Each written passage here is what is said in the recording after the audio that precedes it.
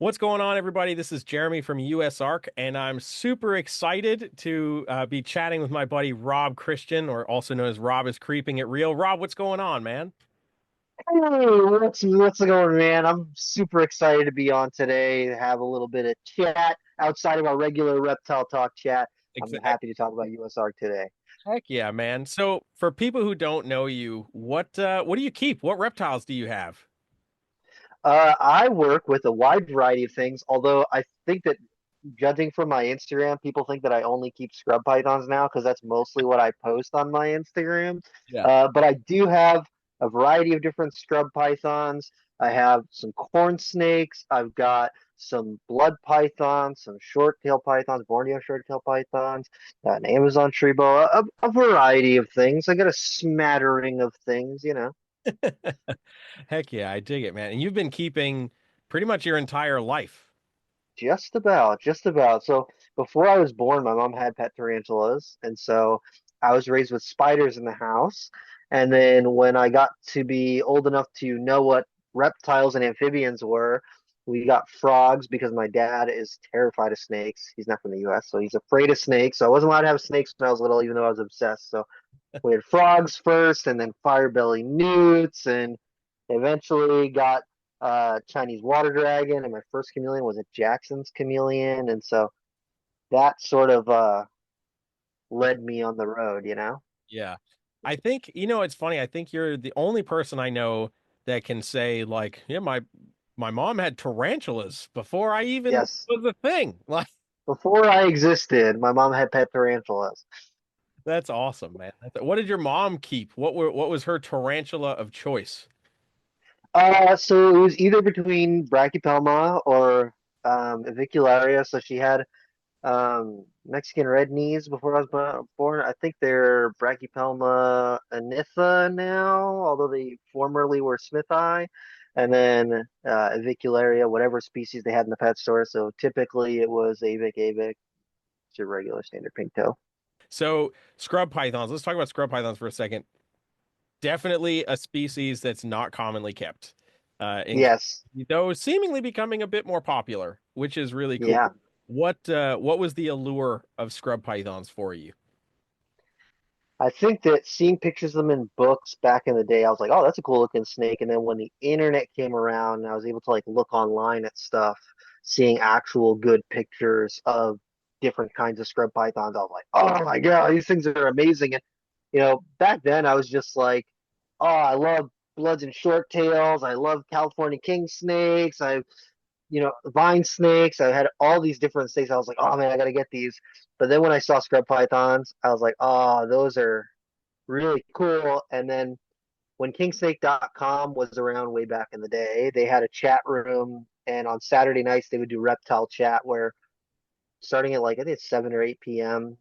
People would just log into the chat room and we'd all talk reptiles. And I was like, I don't know, 12, 13 years old, and I was in there and just like, oh my God, people have pet reptiles. Let me talk to them because I didn't really know hardly anyone around me that kept reptiles. And so I was obsessed. And so I would just talk to all those people. And eventually there would be like people who come in and specialize in certain things, this and that. And I was always trying to learn from those people. And then, if there's somebody who doesn't have experience with things, I would like give advice even back then. And Hmm. it's so funny because the people who are like moderators got to know me because I would be there every single time. I would just hop in there even when there wasn't like scheduled chat just to see if there's anyone who wanted to talk reptiles. But I would go in there and I would give advice because, once you talk to 10, 20, 30 people who all give you the same rundown of how they breed ball pythons or like troubleshooting issues with blood pythons or short tails, I was like, I can give advice. I'll just pass along this information that I've learned onto these people. And, I had a lot of people who were not really doing well with their blood and short tail pythons. And then they took some advice that I gave them. And then all of a sudden, magically overnight, the snake stopped being crazy and stopped biting the crap out of them. And it started eating regularly. And so I learned so much from all of that. But this is getting back to the scrub python thing. Yeah. On King Snake, people would share pictures of their animals, and so I learned a lot about scrubs from looking at people's pictures on there, talking to people who had them, and learning about all the mythology behind them of these like giant dragon snakes and how intelligent they are and how measured and calculated, and on top of being beautiful, they're smart. And so I was like, that's it. It. And I I got to I got introduced to one for the first time at the Massachusetts Reptile Expo. I don't know if you were at that one. It was like when they moved it over to the New England Wildlife Center, and one of, I think he's a board member, Rick Roth. Yep. He had a giant female barnack, and he brought her, and she was super chill, like just so laid back. Yeah. And he brought her to the thing, and I was inside vending, and I saw her outside, and I was like, that, that, and I was with some friends, and I was like, stay here, I'll be right back. And I ran outside, and there was a bunch of people around, and I was like, if it's okay, I really need to hold that snake. That is like the cool. And he's like, well, just know, like, she's a little bit testy sometimes. So just like, and I was like, I've already done so much research. I'm super hyped about this. And I got to hang out with that snake for, I don't know, 20 minutes or something, 30 minutes. And Yeah. I was hooked. I was like, I need one of these. I need it. It's my dream snake. This is it. The snake that I need. And they were legal in Massachusetts, which Hey. a lot of the other bigger snakes were not legal in Massachusetts. And so at the time, that's where I was living. And I was like, this is my dream snake. I need one of these. And from there, I actually waited a long time to get my first scrub python because I wanted the right one. Yeah. And I got offered scrub pythons a bunch of times before I ended up getting my first one. But I've had my first one now for 10 years, 11 years, something like that. Yeah. That's awesome. So what was that moment like when you finally get that first scrub python? It's yeah. After all that time.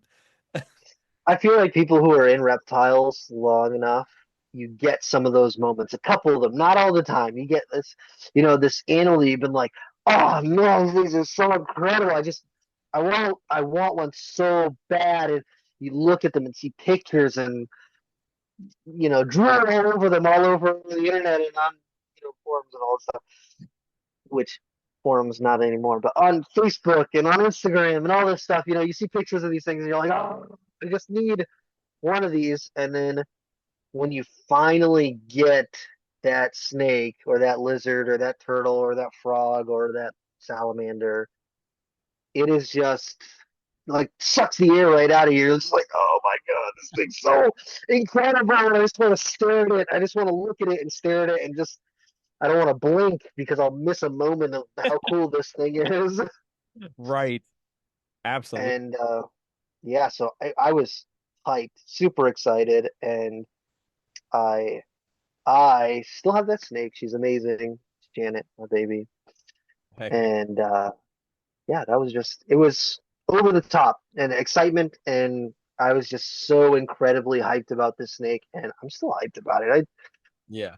They're cool. They're the coolest snakes. You've seen me hold a scrub python, and every time I touch a scrub python, I'm like, these things are amazing. It hasn't gotten less exciting for me. Yeah.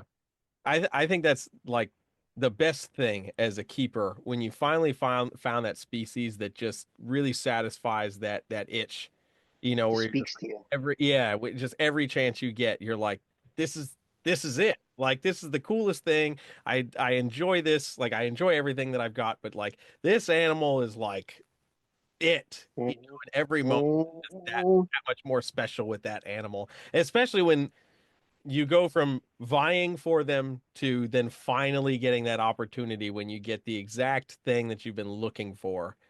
Yeah, That's like, yeah, yeah, you can't beat. yeah. Can't beat it because I've been like I said, I've been offered scrub pythons a few times in the past, Mhm. and when I was like younger and I was kind of newer to keeping snakes, and I'd only had stuff for a couple of years, and I was still living with my parents, and I was like, I when I get a scrub python, I want to have like a nice big enclosure, and I want to make sure that I try and do it right, and so I always felt like it wasn't the right time. It's not the right time, and there's been a couple times where people were like, "I'll sell it to you for like $200," and I was like, "Oh, stop, stop, stop! Don't do that to me! I'm waiting for the right time. This isn't the right time." Yeah. And I'm sure that if I had bought those snakes, I would have done well with them and everything. But I think that the way that it worked out just was how it was meant to be. Right.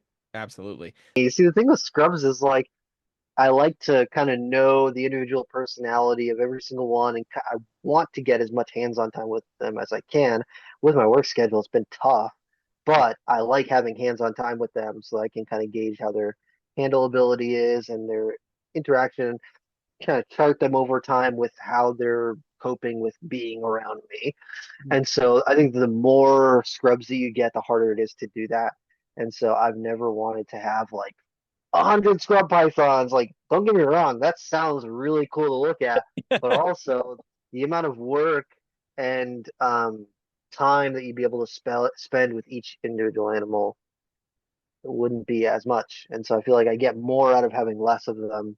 I like that there are people like Stephen Cush who are out there and producing a bunch of scrub pythons so that the demand is being met with some supply. Mhm. But for me, I don't want to pump out a bunch of them. Um, I I think that it's good that that's there, but it's just not for me.